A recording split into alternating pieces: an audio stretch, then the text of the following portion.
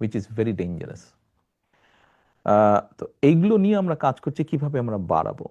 তো যেমন এইগুলো আছে, ঠিক একই সাথে এই যে আপনি পশু পাখি বললেন, এই বিষয়গুলো আছে, নেচারকে যদি আমরা মিনিমাম ঠিক রাখতে না পারি, সেখানে মানুষ হিসাবে কিন্তু আমাদের বসবাস করা কিন্তু খুব কঠিন হয়ে যাবে। কাজে আমাদের নিজেদের স্বার্থেই এই বিষয়গুলো বোধহয় করা প্রয়োজন। যে রাজনীতির কথা যেমন আমরা বলছিলাম, রাজনীতিতে যেমন আপনাকে নিয়ে অনেক আলোচনা আছে স্বাভাবিকভাবেই, সামাজিক মাধ্যমেও আপনাকে নিয়ে অনেক আলোচনা আছে, এবং আপনি যে পোস্টগুলো করেন সেটা নিয়ে অনেক আলোচনা হয়। আপনাকে নিয়ে অনেক মিমও তৈরি হয়, অনেক কার্টুন হয়। হ্যাঁ, যেমন একটা মিমের কথা যদি আমি বলি, অনেকে শেয়ার করেছিল যে আপনি, আপনার সাথে আমরা জুমে কথা বলছি, আপনি জুমে বক্তব্য দেন, এটা নিয়ে একটা মিম তৈরি হয়েছে যে ওয়ার্ক ফ্রম হোম। তো এই ধরনের মিমগুলোকে আপনি কিভাবে দেখেন? আমি এনজয় করি, বেশ বেশ আমি এনজয় করি। আপনি যদি আমাকে জিজ্ঞেস করেন কিভাবে দেখেন, আমি বলবো যে আই এনজয় দোজ। আপনি দেখেন এগুলো, আপনার চোখে পড়ে? হ্যাঁ হ্যাঁ, চোখে পড়বে না কেন, অবশ্যই চোখে পড়ে। তবে এখানে একটি কথা আছে। আমি যেহেতু সোশ্যাল মিডিয়ার বিষয়টি আসলো, আমার মনে হয় এই বিষয়টি একটু অ্যাড করা উচিত। দেখুন, সোশ্যাল মিডিয়া এমন একটি বিষয়, আহ, আমি নিজেও আছি সোশ্যাল মিডিয়াতে কম বেশি। বহু মানুষ আছেন, লক্ষ কোটি মানুষ আছে সোশ্যাল মিডিয়াতে। এটি দিয়ে যেমন খুব দ্রুত একজনের সাথে আরেকজনের যোগাযোগ করা যায়। আহ, আমরা মাঝে মাঝে বলি যে দেখেন, অনেক সময় অনেক আলোচনায় আসে, সেমিনার বক্তৃতার আসে, যে ডিনামাইটটা যখন আবিষ্কৃত হয়, ডিনামাইটটা আবিষ্কৃত হয়েছিল আপনার পাহাড় ভেঙে কিভাবে মানুষের চলাচলের জন্য রাস্তাঘাট তৈরি করা যায়, হয়তো কিভাবে চাষের জমি করা যায়, এরকম লক্ষ্যকে সামনে রেখেই, উদ্দেশ্যকে সামনে রেখেই কম বেশি ডিনামাইটের ব্যবহারটা শুরু হয়েছে। কিন্তু পরবর্তীতে আমরা দেখেছি এটি মানুষ হত্যার মতন জঘন্য কাজেও ব্যবহার করা হয়েছে। সোশ্যাল মিডিয়ার ক্ষেত্রে আমি বলতে চাই যে অবশ্যই প্রত্যেকটি মানুষের অধিকার আছে।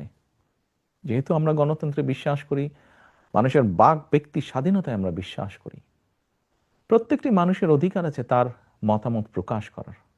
তবে আমরা যদি সকলে এতটুকু সচেতন হই যে আমি আমার মত ঠিকই প্রকাশ করলাম, কিন্তু এই মত প্রকাশের ফলে কি কেউ ক্ষতিগ্রস্ত হলো কি না, এই বিষয়টিকে যদি আমরা বিবেচনায় রাখি, একটি মানুষ ক্ষতির সম্মুখীন হলো কিনা, ক্ষতিগ্রস্ত হলো কিনা, এই বিষয়টিকে বোধহয় আমাদের বিবেচনায় রাখা উচিত। এটি এক নম্বর। দ্বিতীয়ত হচ্ছে, সোশ্যাল মিডিয়ার বহুল ব্যবহারের ফলে ডিসইনফরমেশন বা মিসইনফরমেশন, এই বিষয়টিও চলে এসছে সামনে, কথাটিও চলে এসছে। আহ, একটি জিনিস আমি দেখলাম বা শুনলাম, সাথে সাথেই আমি সেটিতে ঝাঁপিয়ে পড়লাম, না করে আমার মনে হয় ফ্যাক্ট চেক বলে যেই কথাটি আছে সোশ্যাল মিডিয়াতে, এটা সব জায়গায় আছে, এই ব্যাপারেও যদি আমরা একটু অ্যালার্ট থাকি সবাই, এই ব্যাপারে যদি একটু সচেতন থাকি যে ঠিক আছে, এটি একটু যাচাই বাছাই করে নেই, যদি সত্য হয় অবশ্যই আমার সেখানে মতামত থাকবে, কিন্তু যদি মিথ্যা হয় বিষয়টি, কেন আমি এখানে মতামত দেবো? একটি মিথ্যার সাথে আমি কেন নিজেকে সংশ্লিষ্ট করব? একটি খারাপ কিছুর সাথে কেন আমি নিজেকে সংশ্লিষ্ট করব? আহ, এটি আমি আমার মতামতটা প্রকাশ করলাম। আমরা প্রায় শেষ দিকে চলে এসেছি। আমি একটা প্রশ্ন করতে চাই যে রাজনৈতিক পট পরিবর্তন যেটা হয়েছে গত বছরের 5ই আগস্ট, তারপর থেকে বিএনপির পক্ষ থেকে যেসব বক্তব্য বা প্রতিশ্রুতি দেয়া হচ্ছে সেগুলো বাস্তবায়ন হবে, এই প্রশ্নে মানুষকে কিভাবে আস্থায় নেবেন আসলে? এই প্রশ্নের উত্তরে যদি একটু এইভাবে বলি, স্বাভাবিকভাবেই রাজনৈতিক দল হিসাবে তো আমাদের একটি পরিকল্পনা আছে। আপনাদের বিভিন্ন প্রশ্নের উত্তরে আমি কিছু কিছু বলেছি।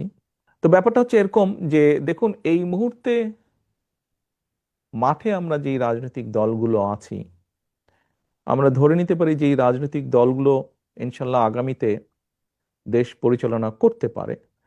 তার মধ্যে বিএনপিরই কিন্তু দেশ পরিচালনা করার অভিজ্ঞতা আছে। আপনাকে যদি আপনি ধরেন এখন লন্ডন আসবেন, তো আপনি একটা প্লেনে উঠলেন, প্লেনের যে প্লেন চালাবে, উড়াবে, সে যদি আপনাকে বলে যে ভাই, আহ, কিছু মনে করেন না, আমার ঠিক লাইসেন্সটা হয়নি এখনো, তবে আমার মনে হয় আমি চেষ্টা করলে আপনাকে নিয়ে যেতে পারবো লন্ডন পর্যন্ত উড়িয়ে, আপনি কি তার সাথে উঠবেন প্লেনে? নিশ্চয়ই আপনি উঠবেন না। আপনি একজন অভিজ্ঞ ড্রাইভারের সাথে উঠতে পারেন, কিন্তু অভিজ্ঞ ড্রাইভারও হয়তো অনেক সময় খেয়াল করতে গাড়ি হয়তো ঠিকই চালাচ্ছে সেফলি, কিন্তু রাস্তায় তো গর্ত খাড়াখন্দ থাকবেই, একটু জার্কিং হতেই পারে, জোরে অনেক সময় ব্রেক হতেই পারে, ঝাঁকুনি লাগতেই পারে। কিন্তু অভিজ্ঞ ড্রাইভার আপনাকে মোটামুটি ঠিকভাবে নিয়ে যাবে, নিয়ে যাওয়ার সর্বোচ্চ সে চেষ্টা করবে, কারণ তার সেই অভিজ্ঞতা আছে। তো কাজেই আমরা যদি দেখি যে ভালো কাজ বা কমিটমেন্ট, আপনি যেটা বলেন বিএনপি করবে কিনা, আমরা তো করেছি, হতে পারে আমাদের দ্বারা কিছু ভুল ত্রুটি হয়েছে। আপনি একটু আগে একটা কথা বলেছিলেন, মানুষ তো অতীত থেকেই শিখে। ইয়েস, আমরাও দেখেছি, আমরাও অতীত থেকে অভিজ্ঞতা অর্জন করেছি, এক্সপিরিয়েন্স অর্জন করেছি যে ঠিক আছে এই কাজটি এইভাবে করলে হয়তো ভুল হয়, এটি আমরা ভবিষ্যতে ইনশাল্লাহ করবো না। বাট আমাদের অভিজ্ঞতা আছে, অভিজ্ঞতার আলোকে আমরা ভালো মন্দর যাচাইয়ের আমরা করতে পারবো। একই সাথে আমাদের কমিটমেন্ট আছে, যে কমিটমেন্ট দিয়ে আমরা ডেলিভারি করতে পারবো এবং আমরা ডেলিভারি করতে চাই। শেষ প্রশ্নটি করি তাহলে আপনাকে, এবং ভবিষ্যতের দিকে তাকিয়েই, যে বিগত সরকারের আমলে তাদের উপর একটা বিষয়, একটা বড় সমালোচনা ছিল যে মত প্রকাশের স্বাধীনতা এবং সংবাদ মাধ্যমের স্বাধীনতার উপরে হস্তক্ষেপ। আপনারা যদি ক্ষমতায় আসেন, সেক্ষেত্রে মত প্রকাশের স্বাধীনতা বা সংবাদ মাধ্যমের উপর দমন পীড়ন, এই বিষয়গুলো যে আর হবে না, সেই নিশ্চয়তা কি আপনি দিতে পারেন? জিএস পারি, একদম দিতে পারি।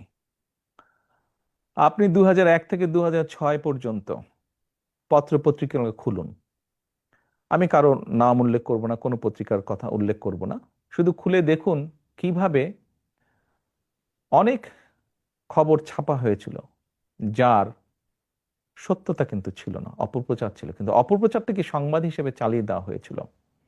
আপনি কি শুনেছেন? আপনি কি আমাকে প্রমাণ দিতে পারবেন, বলতে পারবেন যে বিএনপির সময়, আমি কিন্তু বলতে পারবো অনেক অনেক অনেক সাংবাদিকের নাম যারা নির্যাতনের শিকার হয়েছেন স্বৈরাচারের সময় এবং পরবর্তীতে দেশ ছেড়ে চলে যেতে বাধ্য হয়েছেন, ইভেন এখনো অনেকে প্রবাস জীবনে আছেন, এরকম বহু সাংবাদিক। আমি বলতে পারবো স্বৈরাচারের সময় বহু সাংবাদিককে বিভিন্ন জায়গা থেকে ফোন করে বিভিন্ন রকম ভয় ভীতি প্রদর্শন, ধমক দেওয়া হতো। বিএনপির সময় এগুলো করা হয়নি, কারণ তখন সংবাদপত্রে যে খবরগুলো প্রকাশিত হয়েছে তৎকালীন বিএনপি সরকার সম্পর্কে, আমার সম্পর্কে যে খবরগুলো প্রকাশিত হয়েছে, যদি ওইরকম হতো তাহলে কিন্তু ওরকম খবর প্রকাশিত হতো না। অর্থাৎ বিএনপির সময় যদি অত্যাচার নির্যাতন থাকতো তাহলে খবরগুলি প্রকাশিত হতো না স্বাভাবিকভাবে, যা হয়নি বিগত সরকারের সময়, স্বৈরাচার সরকারের সময়। কাজে আপনাকে আমি গ্যারান্টি দিয়ে বলতে পারি, বিএনপি অতীত সরকারের সময় যেরকম সাংবাদিকদেরকে গুম করা হয়নি, সাংবাদিকদেরকে নির্যাতন করা হয়নি, সাংবাদিকদেরকে দেশ ছেড়ে যেতে হয়নি, বাধ্য হতে হয়নি, ইনশাল্লাহ ভবিষ্যতেও হবে না। তাহলে কি সংবাদ মাধ্যমের স্বাধীনতা বা মত প্রকাশের স্বাধীনতার যেই সীমাবদ্ধ করে এ ধরনের যে আইনগুলো রয়েছে সেগুলো আপনারা বাতিল করবেন? এটা কি ধরে নেওয়া যায়? অবশ্যই আমরা সকলে মিলে বসবো, আলোচনা করব, আপনাদের মতন সাংবাদিক সহ যারা আছেন তাদের সাথে আলোচনা করব, আলোচনা করে সেগুলোকে আমরা এরকম কালো আইন যা যা আছে আমরা আস্তে আস্তে ঠিক করব। তবে এখানে বোধহয় একটি বিষয় আবার আমাকে উল্লেখ করতে হয়, যেটি আমি সোশ্যাল মিডিয়ার ক্ষেত্রে বলেছি। দেখুন, এটি তো সবাইকে মিলে করতে হবে। যেভাবে অপপ্রচারকে তো অবশ্যই সংবাদ হিসাবে তো প্রচার করা ঠিক নয়, তাই না?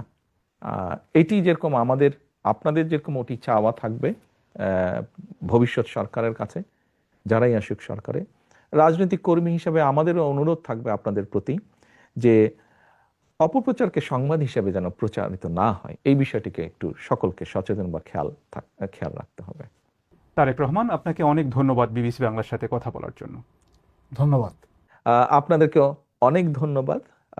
আপনাদের প্ল্যাটফর্মের মাধ্যমে আমার কথাগুলো দেশের মানুষের সামনে আমি তুলে ধরতে পেরেছি, সেই সুযোগটি আপনারা করে দিয়েছেন, তার জন্য আপনাদেরকে আন্তরিকভাবে ধন্যবাদ।